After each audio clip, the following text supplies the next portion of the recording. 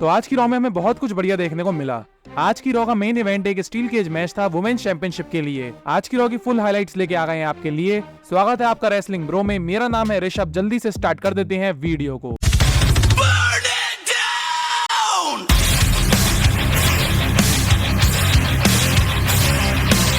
तो आज की रॉ पर हमें सबसे पहले the king of the ring Gunther देखने को मिले। गुंथर बोलते हैं कि रैंडी ऑर्टन को हराना उतना भी मुश्किल नहीं था जितना मैंने सोचा था, और अब मैं WWE चैंपियन बनके दिखाऊंगा।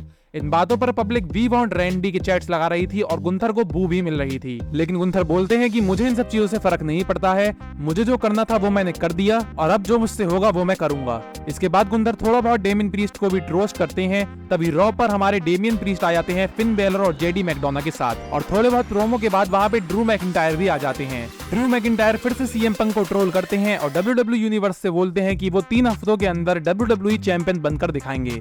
ये सुनकर गुंथर वहां से हंसकर चले जाते हैं और इसके बाद ड्रू मैकिंटायर डेमियन प्रीस्ट को थोड़ा बहुत ज्ञान देते हैं कि तुम जजमेंट डे छोड़ दो वगैरह वगैरह। इसके बाद हमें जेडी मैकडोना और ब्रॉन स्ट्रोमन के बीच एक 1-on-1 मैच देखने को मिलता है, और एक छोटे से मैच के बाद ब्रॉन स्ट्रोमन जजमेंट डे के तीनों मेंबर यानी कि कार्लिटो, फिन बेलर और जेडी मैकडोना को एरिना से दौड़ा देते हैं। इसके बाद हमें रिकोशेट और एडम देखने को मिलते हैं। इसके बाद भी रिकोशेट एडम से ब्रॉन ब्रेकर के साथ एक मैच मांगते हैं, लेकिन एडम बोलते हैं कि उन्होंने ब्रॉन ब्रेकर को WWE से निकाल दिया है। ये सब बात हो ही रही थी तभी वहां पे ड्रैगनॉफ भी आ जाते हैं और रिकोशेट को चैलेंज कर देते हैं।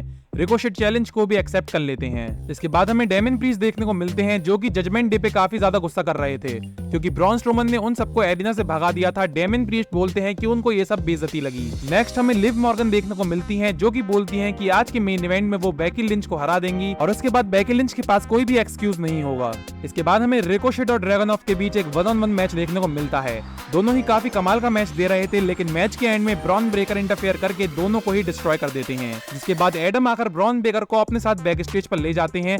एडम ब्रॉन से पूछते हैं कि ये सब तुम क्यों कर रहे हो, जिस पर ब्रॉन ब्रेकर बोलते हैं कि तुमने मुझे किंग ऑफ द रिंग में मौका नहीं दिया इसलिए। इसके बाद हमें क्रीड ब्रदर्स और एओपी के बीच एक मैच देखने को मिलता है जिसमें क्रीड ब्रदर्स हार जाते हैं। इसके बाद हमें शेमस रॉ पे देखने को मिलते हैं जो कि गुंथर से रीमैच मांग रहे थे, लेकिन लुडविग काइजर बैक स्टेज से बोलते हैं कि अब तुम गुंथर के लेवल के नहीं हो तो मुझसे आकर फाइट करो। शेमस इस बात को थोड़ा ज्यादा सीरियस ले लेते हैं और बैक स्टेज पे जाकर लुडविग काइजर को पेल देते हैं। इसके बीच हमें लायरा वॉल्केरिया और कैरी सेन के बीच एक 1-on-1 मैच देखने को मिलता है जिसमें लायरा वॉल्केरिया इस मैच को जीत जाती हैं। इसके बाद हमें जजमेंट डे का एक और बैक स्टेज सेगमेंट देखने को मिलता है जिसमें डेमियन प्रीस्ट कार्लिटो से बोलते हैं कि मैंने जजमेंट डे के मेंबर्स को बुलाया था, तुम यहाँ क्या कर रहे हो। इसका मतलब ये है कि अभी भी डेमियन प्रीस्ट कार्लिटो को जजमेंट डे का मेंबर नहीं मानते हैं। इसके बाद हमें कार्लिटो और रे मिस्टीरियो के बीच एक 1-on-1 मैच देखने को मिलता है। मैच काफी कमाल का चल रहा था, लेकिन तभी जजमेंट डे के मेंबर्स इस मैच में इंटरफेयर करने लगते हैं। इसके बावजूद रे मिस्टीरियो इस मैच को जीत जाते हैं। मैच जीतने के बाद रे मिस्टीरियो फिन बेलर को पेलने लगते हैं, लेकिन तभी वहीं पे डेमियन प्रीस्ट आ जाते हैं और पूरे LWO को पेलकर चले जाते हैं। इसके बाद हमें आज की रॉ का सबसे बढ़िया सेगमेंट देखने को मिलता है जहां ओटिस का मैच ब्रॉन्सन रीड से होता है और ओटिस हार जाते हैं। इसके बाद चैट गेबल के कहने पर अल्फा एकेडमी के सारे मेंबर्स रिंग में आ जाते हैं। चैट गेबल, ओटिस, मैगजीन और टोजावा को बहुत सुनाते हैं और इसके बाद चैट गेबल अपनी बेल्ट निकाल लेते हैं। चैट गेबल ओटिस को बोलते हैं कि तुम जाकर रोप पकड़ के खड़े हो जाओ, और जैसे ही चैट गेबल ओटिस को मारने वाले होते हैं मैगजीन चैट गेबल को रोक लेती है, लेकिन चैट गेबल मैगजीन को एरिना से ही बाहर भेज देते हैं। इसके तुरंत बाद सैमी ज़ेन रॉ पर आ जाते हैं और ओटिस को अपना स्टैंड लेने के लिए बोलते हैं, लेकिन चैट गेबल सैमी ज़ेन पर ही अटैक कर देते हैं।